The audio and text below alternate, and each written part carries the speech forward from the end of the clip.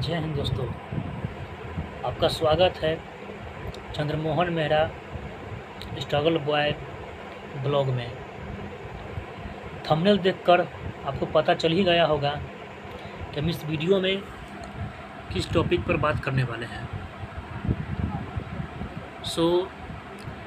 समय को न गंवाते हुए हम मुद्दे की बात करते हैं। मुद्दा ये है कि बिहार पुलिस मद्य निषेध एग्ज़ाम को क्वालिफाई कैसे करें, क्योंकि आप लोगों को पता चल ही चुका है कि एग्ज़ाम जून माह में ही होना है और डेट भी CSBC ऑफिशियल तो जारी नहीं किया है, लेकिन फिर भी फरवरी माह में जो कैलेंडर जारी हुआ था, जो पूरा बिहार यूपी ऑल इंडिया में वो वायरल हुआ था। क्योंकि वायरल चीज़ हमेशा सब जगह ही वायरल हो जाती है। तो लगभग एग्ज़ाम आपको जून माह में ही होना संभावित है। तो चलिए, हमें जून माह को ही मद्देनज़र रखते हुए अपनी तैयारी को और बेहतर करनी है। तो बहुत सारे छात्र का अभी भी प्रॉब्लम हो रहा है कि क्या पढ़े क्या छोड़े। टॉपिक सारे ख़त्म कर लिए हुए हैं, मार्क्स नहीं बढ़ रहा है, मार्क्स कैसे बढ़ेंगे। सीट लगाते हैं, सीट में 45, 50, 60, 55, 60 से ऊपर नहीं हो रहा है मार्क्स, तो कैसे मार्क्स बढ़ाएं, इसके बारे में हम बात करने वाले हैं। तो चलिए देखते हैं कि मार्क्स कैसे बढ़ता है। तो दोस्त, मार्क्स बढ़ाने के लिए आपको कुछ एक्स्ट्रा पढ़ने की ज़रूरत नहीं है, क्योंकि अब टॉपिक पढ़ना, सिलेबस ख़त्म करना अब इस समय में ही होने वाला है। मैं सच बात बता रहा हूँ, क्योंकि जो पढ़ना था आपने पढ़ लिया, जो टॉपिक आपको ख़त्म करनी थी वो कर लिया है, जिस कोचिंग से पढ़नी थी आपने पढ़ लिए। अब बारी है आपको, और आप टेस्ट भी लगाते होंगे, तो आप टेस्ट को किस तरह लगाइएगा, किस तरह पढ़िएगा, वो हम कुछ टिप्स बता रहे हैं आपको, जिस तरह मैंने भी फॉलो करके 2 रिजल्ट दिए हैं बिहार पुलिस में। वो बात मैं आगे बताऊंगा आपको। पहले बात मुझे बताने दीजिए कि कैसे मैंने सीट प्रैक्टिस किए थे और रिजल्ट लिए थे।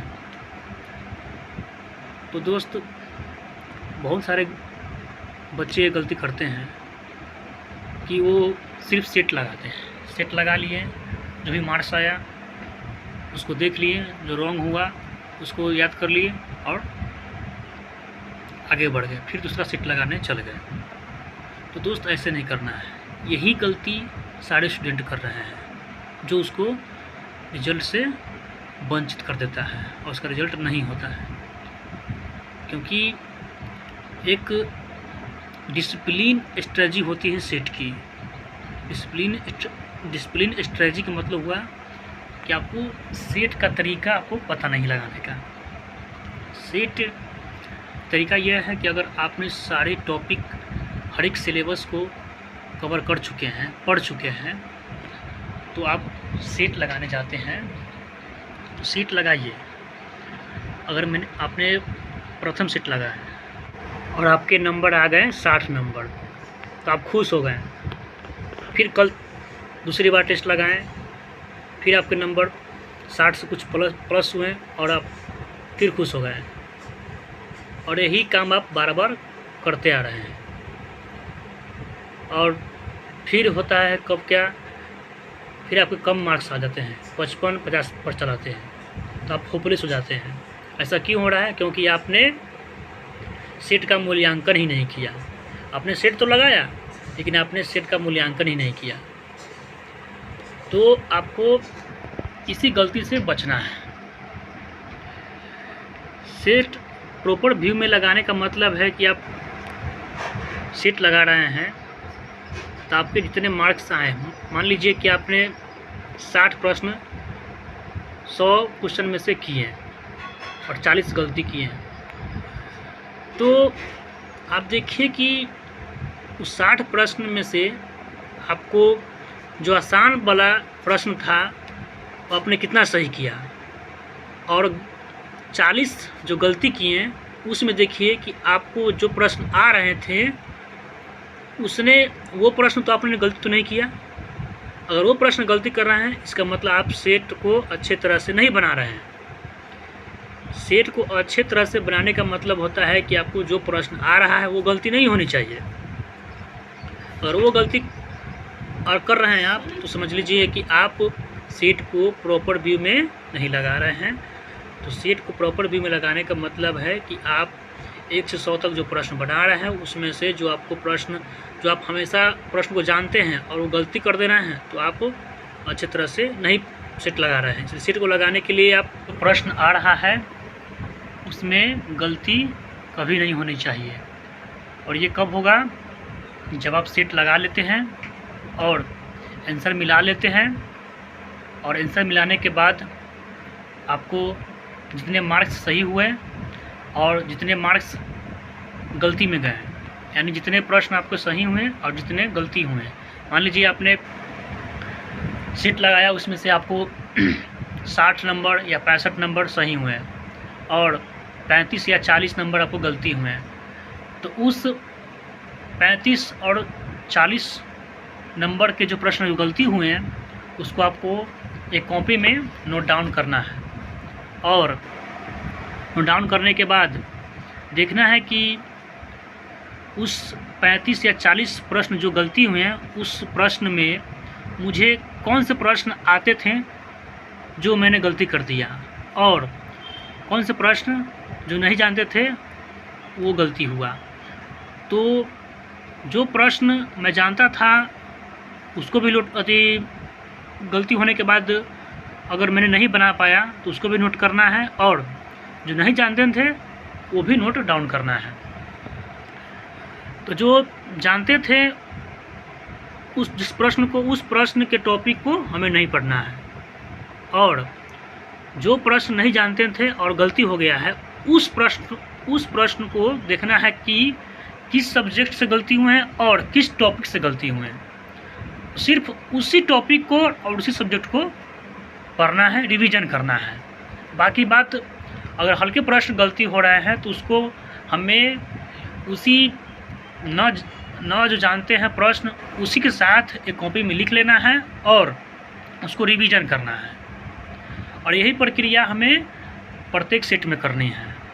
देख लीजिएगा आपको पक्का मार्क्स बढ़ेंगे, और अगली सेट लगाने जाएंगे तो आपको बहुत ज़्यादा ही फ़ायदा होगा, क्योंकि प्रत्येक सेट में 10-12 प्रश्न ऐसे होते हैं जो रिपीट होते हैं, और वही आपको गलती हो जाता है क्योंकि आपने सेट को लगाए थे और उस सेट में से आपने जो गलती किए थे उस प्रश्न को आपने सिर्फ पढ़ के छोड़ दिया, और पढ़ के छोड़ने के बाद क्या होता है कि ध्यान नहीं रहता है, और जब वही प्रश्न फिर दोबारा सेट में आता है तो हम गलती कर जाते हैं, कंफ्यूज हो जाते हैं कि भाई क्या प्रश्न था और क्या मैंने टिक लगाया था।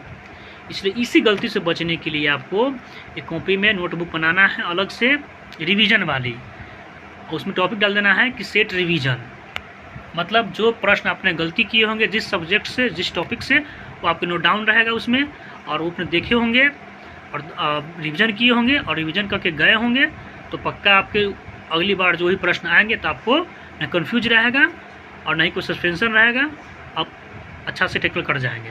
और देखिएगा कि आपको 60 नंबर आ रहा है, 55 नंबर आ रहा है, तो पक्का आपके मार्क्स अगली बार 2-3 नंबर बढ़ जाएंगे, क्योंकि नंबर अभी बढ़ाने का वक्त है, ना कि सिलेबस ख़त्म करने का। तो दोस्त मैं यही कहूँगा कि आप इसी तरह पढ़िए जिसने तरह मैंने पढ़ा था, और मैंने भी नोटबुक्स बनाया था, और तो इसी प्रकार मैंने 2 रिजल्ट दिए थे। अगली वीडियो में मैं अपना रिजल्ट दिखाऊंगा और कौन कौन से रिजल्ट मैंने दिए हैं उसके बारे में बताऊंगा। धन्यवाद। देखते रहिए मेरा channel Chandramohan Mehra struggle boy. और हाँ दोस्तों, अंत में मैं यही कहूँगा कि अगर मोटिवेशन वीडियो और इस प्रकार तैयारी कैसे करें स्ट्रेटजी वाली वीडियो चाहिए तो आप मेरे चैनल को सब्सक्राइब कर लीजिए, शेयर कर लीजिए, अपने दोस्तों में आगे भेज दीजिए ताकि ये वीडियो उस तक भी पहुंच जाए एग्ज़ाम से पहले।